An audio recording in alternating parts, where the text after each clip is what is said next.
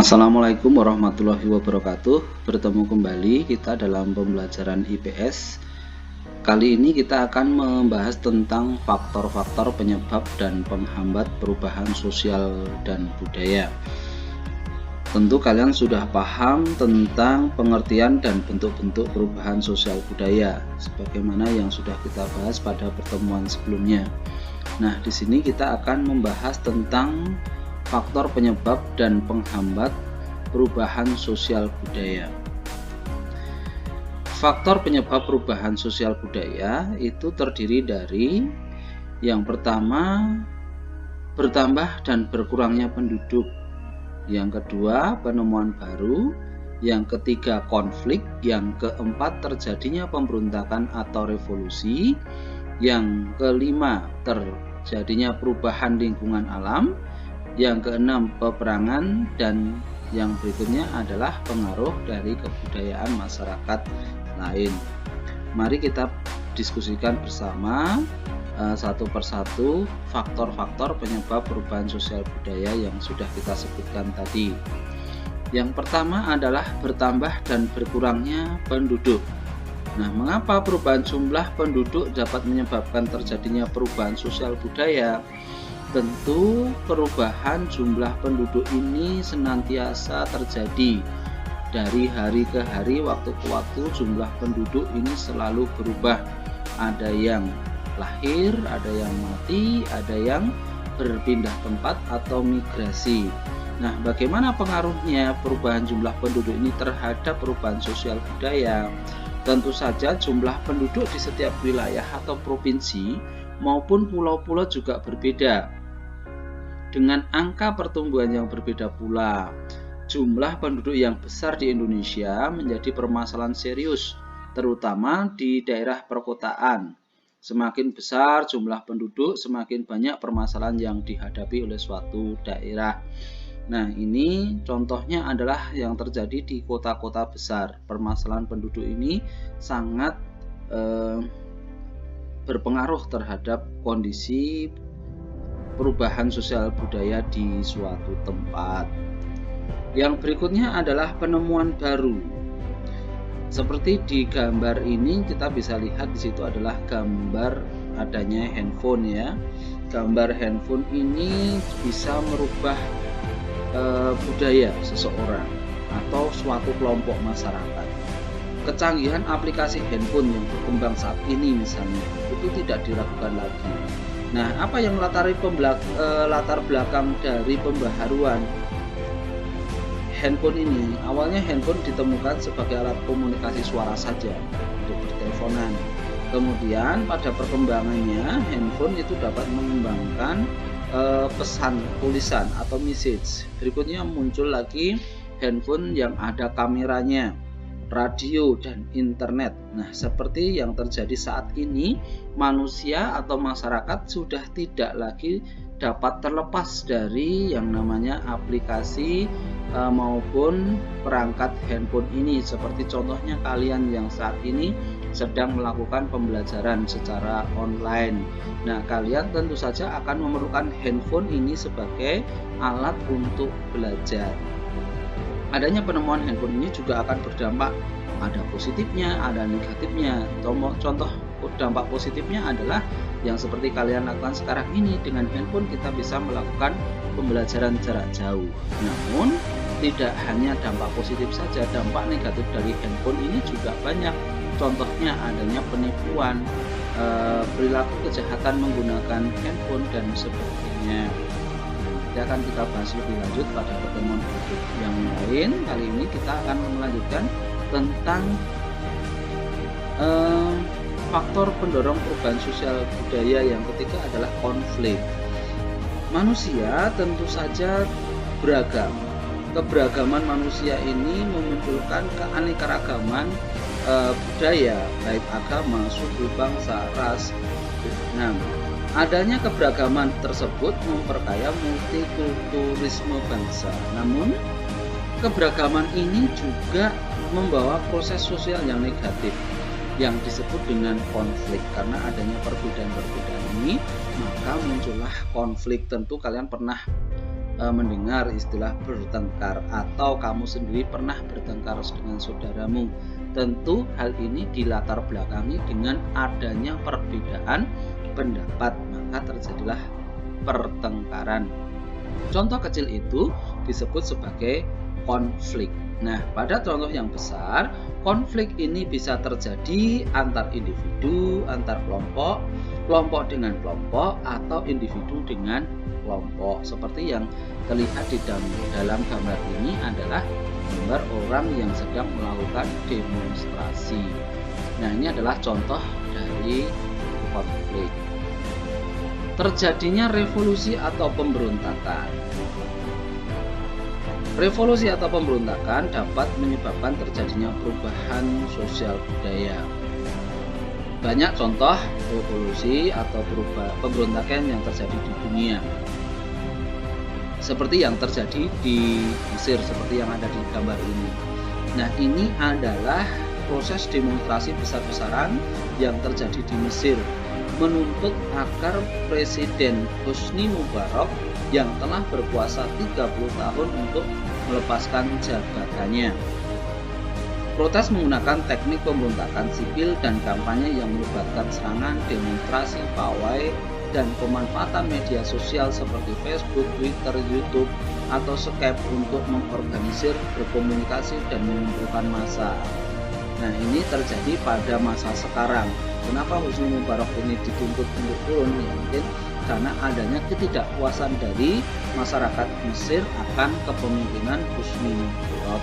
Maka terjadilah pemberontakan atau revolusi yang akhirnya terjadilah diturunkannya Presiden Hosni Mubarak untuk diganti oleh pemimpin yang baru. Ini karena adanya ketidakpuasan dari masyarakat.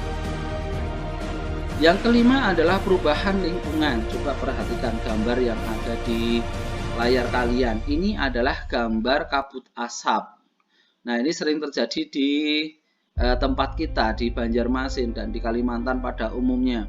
Bencana kabut asap ini sering terjadi terutama ketika musim kemarau, di mana banyak orang yang melakukan pembakaran lahan untuk tujuan mungkin membuka lahan atau sebagainya. Nah, ini menyebabkan terjadinya kerusakan lingkungan yang dialami oleh kita, terutama kita yang merasakan adanya dampak dari kabut asap ini sangat mengganggu aktivitas kita. Saat kita belajar, saat kita beraktivitas di luar ruangan, ini sangat terganggu karena adanya kabut asap. Tentu saja ini akan merubah budaya, ya. Yang berikutnya adalah peperangan. Peperangan ini biasanya terjadi di suatu wilayah karena mungkin kalau sekarang itu tidak kita dengar adanya peperangan, tapi kita pernah mengalaminya. Indonesia pernah mengalami peperangan ini karena kita pernah dijajah oleh bangsa Belanda, Jepang. Tentu saja ini sangat membawa dampak bagi negara kita.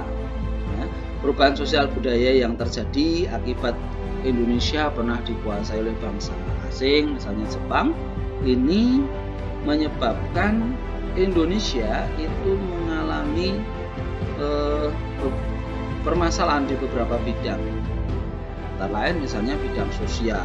Di bidang sosial, kemiskinan dan kelaparan terjadi di berbagai daerah. Ini sangat sengsara kehidupan kita di masa penjajahan. Kemudian di bidang ekonomi, melihat bahwa rakyat hidup dalam kesulitan sumber daya karena hasil-hasil pertanian dibawa untuk kepentingan perang Jepang pada saat itu. Bahkan waktu itu rakyat hanya bisa makan ubi dan buah pisang. Itu cerita pada masa lalu. Yang berikutnya di bidang budaya, dampaknya yang cukup besar adalah Indonesia itu bahasa Indonesia berkembang luas. Hal ini sebagai dampak kebijakan Jepang yang melarang kebudayaan Barat atau budaya Belanda. Karya sastra berhubungan dengan masa perang dan kemerdekaan. Ini dampak pendidikan budaya ketika Indonesia dijajah Jepang. Di bidang politik, para pemimpin dilibatkan dalam beragam organisasi. Mereka pun memanfaatkan kesempatan itu untuk mempersiapkan kemerdekaan sehingga tercapailah puncak dari perjuangan untuk merdeka dimulai dari masa ini. Dan berikutnya BPUPKI dan PPKI yang kemudian menyebabkan Indonesia memperoleh kemerdekaan. Yang berikutnya adalah pengaruh kebudayaan masyarakat lain. Pengaruh kebudayaan masyarakat lain ini ada beberapa hal. Yang pertama, proses pengaruh kebudayaan lain yang menyebabkan terjadinya perubahan sosial budaya yaitu difusi. Apa itu difusi? Difusi merupakan proses penyebaran unsur-unsur baru. Penyebaran unsur-unsur baru yang berupa kalimat, ide atau gagasan dari satu pihak ke pihak lain, dari satu tempat ke tempat lain, dari satu orang ke orang lain, dan dari satu masyarakat ke masyarakat lain. Contohnya pada masyarakat tani tradisional, pengolahan lahan pertanian menggunakan traktor dari kerbau atau tenaga manusia menjadi traktor. Itu adalah contoh perubahan budaya difusi. Yang berikutnya adalah akulturasi atau cultural contact. Apakah kalian pernah ingat materi tentang interaksi sosial waktu kalian di kelas 7? Kalau kamu ingat tentu tahu apa itu akulturasi. Salah satu bentuk interaksi sosial asosiatif atau adalah akulturasi. Percampuran bentuk bangunan antara Hindu dan Islam misalnya. Ini adalah contoh bentuk akulturasi.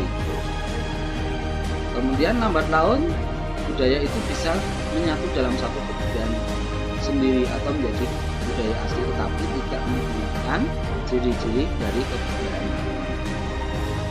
Nah, misalnya kalau sekarang dalam kehidupan modern ini adalah akulturasi budaya, contohnya adalah musik rap dari negara asing bertemu dengan digabungkan dengan bahasa Jawa, maka terciptalah akulturasi. Misalnya musik rap dengan lagunya bahasa menggunakan bahasa Jawa. Ini adalah contoh akulturasi antara bahasa Jawa dan jenis musik rap dari Amerika. Yang berikutnya adalah asimilasi. Asimilasi itu mirip dengan akulturasi. Keduanya merupakan pertemuan kebudayaan. Bedanya terletak pada akulturasi sebagai pertemuan kebudayaan yang menghasilkan kebudayaan campuran, maka asimilasi merupakan pertemuan dari dua kebudayaan yang lambat laun melebur menjadi kebudayaan baru, di mana unsur dari masing-masing kebudayaan asli hilang. Contohnya adalah apa ya? Karena kamu akan cari. Coba kamu cari apa contoh dari asimilasi ini. Yang berikutnya adalah penetrasi. Penetrasi merupakan proses perembesan unsur budaya kepada suatu masyarakat baik secara damai maupun dengan cara paksaan. Masuknya unsur agama atau pemaksaan budaya dari bangsa penjajah ke bangsa yang dijajah merupakan contoh dari proses penetrasi. Yang berikutnya invasi, yaitu masuknya unsur-unsur kebudayaan asing ke dalam kebudayaan setempat dengan peperangan atau dengan penaklukan bangsa asing terhadap bangsa lain. Masuknya Belanda ke Indonesia pada masa penjajahan membawa serta unsur-unsur budaya yang sebagian diterapkan pada masyarakat daerah jajahannya. Ini contoh dari perubahan budaya secara invasi. Yang terakhir adalah milenarisme, yaitu salah satu bentuk kebangkitan yang berusaha mengangkat golongan masyarakat bawah yang tertindas dan telah lama menderita dalam kedudukan sosial yang rendah. Masyarakat pedalaman sudah memiliki sumber daya alam yang melimpah, namun selama ini tidak bisa mengolah sumber daya alam karena telah dieksploitasi oleh bangsa lain. Contoh dari milenarisme. Berikutnya akan kita bahas tentang faktor-faktor penghambat perubahan sosial budaya. Saja faktor penghambat perubahan sosial budaya yang pertama adalah kehidupan masyarakat terasing. Kondisi daerah yang terisolasi dari jalur komunikasi dan transportasi dapat menyebabkan mereka menjadi terisolasi oleh masyarakat lain. Tentunya hal ini dapat menghambat terjadinya perubahan sosial budaya. Mengapa demikian? Karena kehidupan masyarakat terasing atau terisolasi menyebabkan masyarakatnya tidak mengetahui perkembangan yang terjadi pada masyarakat lain, sehingga mereka sulit untuk berkembang dan memperkaya budayanya. Akibatnya, perubahan sosial budaya dalam masyarakat tersebut sulit terjadi. Yang berikutnya adalah perkembangan ilmu pengetahuan yang terlambat. Ilmu pengetahuan adalah jendela dari perubahan sosial budaya.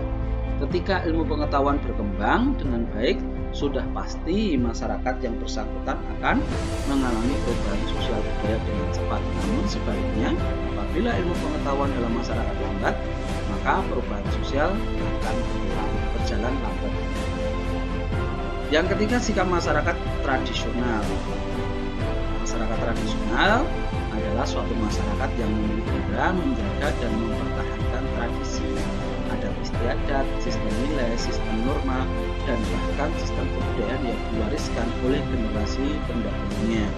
Masyarakat tradisional mempunyai pandangan bahwa melaksanakan warisan nenek moyang yang berupa nilai hidup, norma, harapan, cita-cita merupakan kewajiban, kebutuhan, dan kebutuhan.